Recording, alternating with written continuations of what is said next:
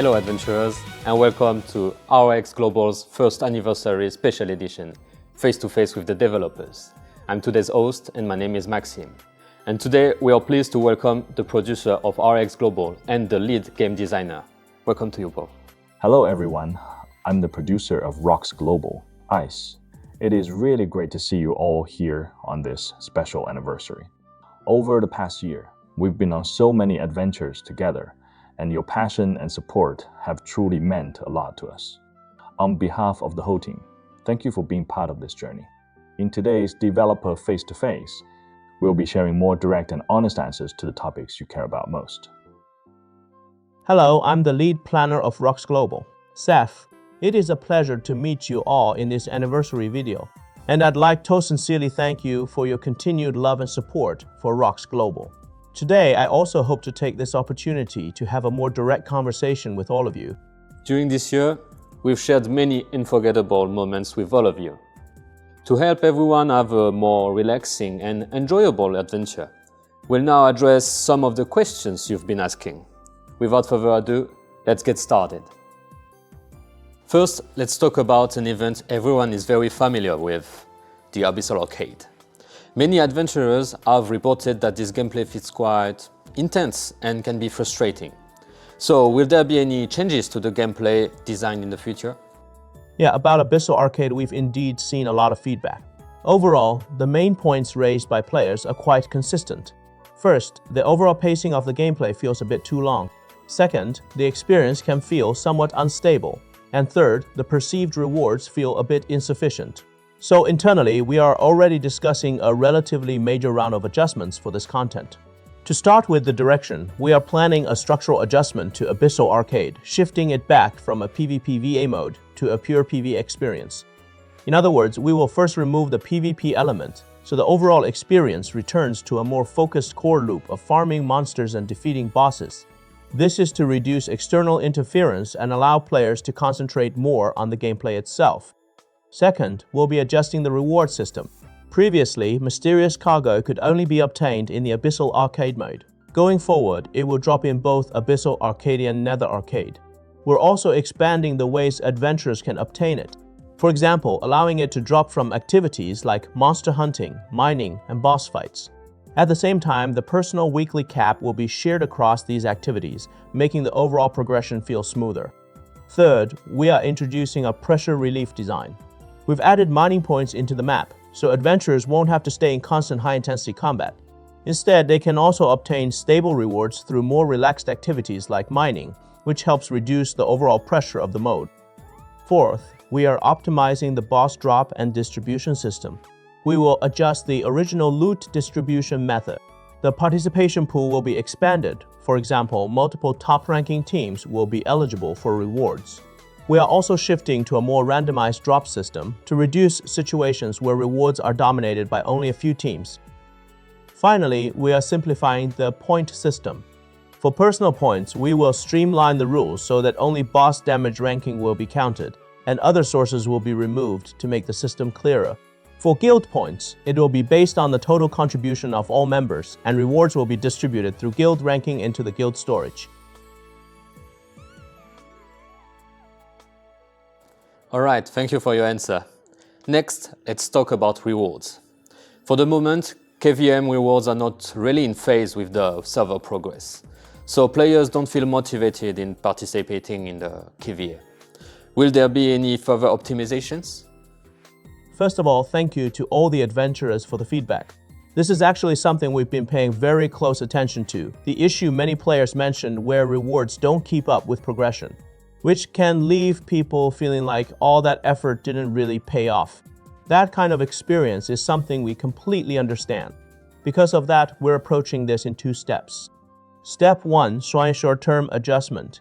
For KVM, we plan to adjust it into a warzone style mode while also improving the matchmaking system and the overall reward pacing.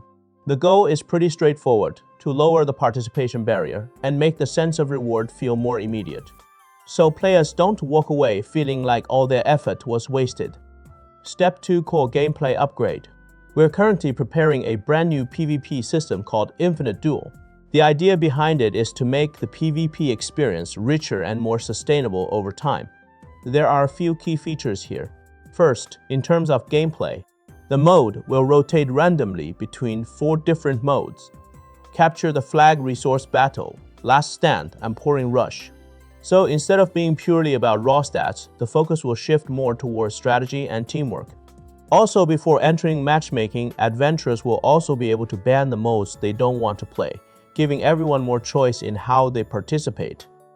The second major part is the ranked system and tier progression, along with cross-server matchmaking. There will be 7 ranks in total, ranging from Bronze all the way up to Warlord, and each rank will come with its own set of rewards, such as Luminary Soulstone, Shadow Equipment Packs, and various progression materials. Most importantly, these rewards will be earned immediately as you reach them, rather than waiting until the end of the season to claim them. Finally, the system will follow a seasonal structure. Ranks will reset periodically while still keeping a certain level of rank inheritance. This way, each new season offers a fresh start while still reflecting the progress players have made. So in simple terms, what we want isn't just for rewards to keep up with the game's progression, but to transform PvP from something that adventurers can participate in but don't feel very motivated to play, into something that truly feels worth investing time in and coming back to again and again. As for the exact launch timing of Infinite Duel, please keep an eye on upcoming announcements. We'll share more details with everyone soon.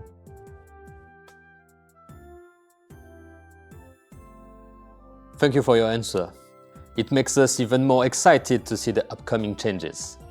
Now that we covered the competitive gameplay, let's change our focus to the progression system. After enhancing the Shadow equipment, some adventurers have reported that the enhancement result does not match their expectations. Are there any plans to optimize or adjust the system in the future?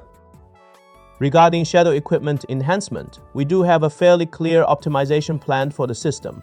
One is about mechanics. When an enhancement attempt fails, the success rate will continue to accumulate until it eventually reaches 100%. Additionally, we fully understand how some adventurers feel, especially those who have experienced multiple failures while upgrading their Shadow equipment. That kind of frustration can be quite significant, and it's something we take very seriously.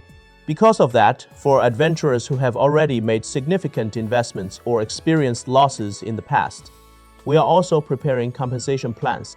Our goal is to ensure that everyone's previous effort and resources are reasonably acknowledged and carried forward.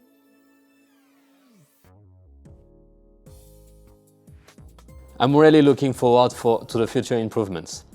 Continuing with the topic of character development, transferring equipment currently requires a significant amount of Zeny. This cost makes many players hesitant to upgrade their gear.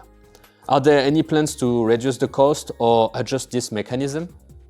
This is actually something we've been paying close attention to for quite some time, and we're currently pushing improvements on several fronts. First, the most direct change is that we plan to significantly reduce the Zeny cost for equipment transfer. We've always encouraged adventurers to experience multiple classes because multi-class gameplay is one of the core fun elements of ROX. However, we also recognize that in reality, the current transfer cost can make some adventurers hesitate. They may want to try something new but feel reluctant to switch. So this adjustment will noticeably lower that cost, allowing adventurers to change classes or adjust their builds without feeling a strong economic burden. The second part is a major upgrade to the combat plan system, which will make switching builds much more flexible. One key feature will be automatic combat plan switching. In the future, each plan can have tags such as element, size, race, or PvP. When adventurers enter different boss fights or PvP scenarios, the system can automatically switch to the most suitable plan, so players won't need to manually swap setups one by one. In addition, enchantments will become independent card-like items. This means enchantments will no longer be permanently tied to a specific piece of equipment. Instead, they can be freely removed and inserted like independent items. When switching between combat plans, the enchantments will also automatically adjust with the selected plan, allowing them to be inserted or removed automatically. The third part involves improvements to refinement and enhancement transfer. When switching between different combat plans, refinement and upgrade levels will automatically inherit the highest level among the same equipment type, so players won't need to repeatedly manage these upgrades across different builds. So in simple terms, the goal is that when adventurers switch classes or adjust their builds in the future, 1. Equipment transfer costs will be significantly lower. 2. Enchantments can be freely removed and reused. 3. Refinement and upgrade levels will automatically carry over.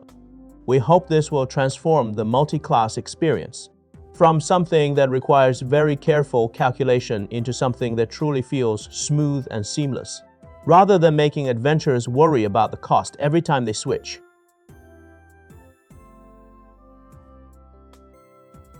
Thank you very much for your answer.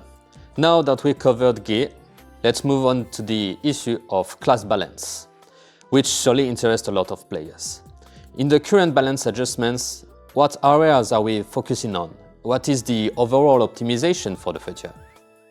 Class balance is definitely one of those classic topics where it's hard to satisfy everyone. However, we do have a very clear guiding principle internally. We are not aiming to make every class equally strong in every situation. Instead, we want each class to have its own moment to shine and room to perform. When it comes to making balance adjustments, we generally approach it from a few key angles. First, we rely on a combination of actual gameplay data and adventurers' feedback. We look at metrics like class usage rates, win rates, and performance across different game modes. And we also take community feedback into account. The goal is to evaluate things from multiple perspectives, rather than relying on a single data point or making sudden decisions. Second, whenever we make adjustments, we also consider the chain reaction across the overall ecosystem. Classes influence one another. Buffing one class may indirectly affect the experience of other classes in certain scenarios. Because of that, we tend to evaluate balance changes from a holistic perspective, rather than making isolated, single-point fixes. The third and most important point is that we want every class to have its own strengths and preferred scenarios. For example, some classes specialize in burst single, target damage, others excel at crowd control, and some focus more on healing and support. We're not trying to create an all-purpose class. Instead, we want classes to complement each other, so that in different situations each role has its own irreplaceable value. Because of this design philosophy, it's actually intentional that the same class may feel different depending on the type of content you're playing. Looking ahead, we're also working to expand more gameplay environments that allow class diversity to shine. A good example is the upcoming Ultimate GVG. In large-scale 60 vs -60 guild battles, you'll see clear roles such as frontline tanks, backline damage dealers, healers, and support, as well as assassins focusing on tower infiltration. Each role will have its own place on the battlefield. Systems like strategic control points, commander-focused mechanics, unique boss objectives, and multi-lane progression are all designed to give different classes more opportunities to contribute, rather than focusing purely on a single damage model. So in simple terms, our philosophy for class balance is this. It's not about making every class equally strong in every situation. It's about ensuring that each class can be irreplaceable on its own stage. And our job moving forward is to continue creating more of those stages. Thank you very much for the detailed answers to all the questions. Throughout the Q&A session, we've gained a clearer picture of the changes and growth we've seen over the past year. To mark the 1-year anniversary of ROX Global, we'd like to invite our producer to share what have been achieved during this year and some perspective on the future of ROX Global. Let's welcome our producer. Hello, I'm Ice, the producer of ROX Global. This past year has been truly a very special one for us. Since the launch, Ragnarok X Global, we've experienced many firsts, and we've received a huge amount of feedback from adventurers. Suggestions, discussions, and yes, even criticism. But no matter what form it takes, we've always taken every voice seriously and have been steadily working through them one by one. All the topics we've discussed today, whether it's the adjustments to Abyssal Arcade, the pacing improvements in KVM, shadow equipment, enhancement, equipment transfer, or class balance, they all essentially point to the same goal: to make ROX Global more stable, more fair, and more sustainable in the long run. These are not one-time changes, but part of an ongoing process that will continue moving forward. So going forward, we will continue focusing on a few key areas. First, the continued evolution of our competitive and esports system, whether it's GVG, KVM, or Future Cross. Server competitions, we aim to build a more complete competitive ecosystem, one that is more engaging, more meaningful, and more enjoyable to watch and participate in. Second, the continuous expansion of content. This includes new gameplay, new systems, IP collaborations, and more diverse experiences designed to support different types of adventurers. We want ROX Global to keep evolving and creating, rather than staying at a fixed stage. Third, long-term ecosystem development. We will continue optimizing progression systems, the in-game economy, and social structures, so that every bit of player investment can be preserved and gain value over time. This year is just the beginning. What truly makes ROX Global complete is not only the design from our team, but every adventurer's participation, choices, and persistence. Going forward, ROX Global will continue to evolve, and we will continue walking this journey together. Thank you for sharing all of this. This year, we've grown and faced challenges. Our first anniversary marks both the end of our past adventures, but also the beginning of a new journey. In the future, ROX Global will continue to bring you even more gameplay features and challenges. We look forward to our next adventure with you all. See you soon.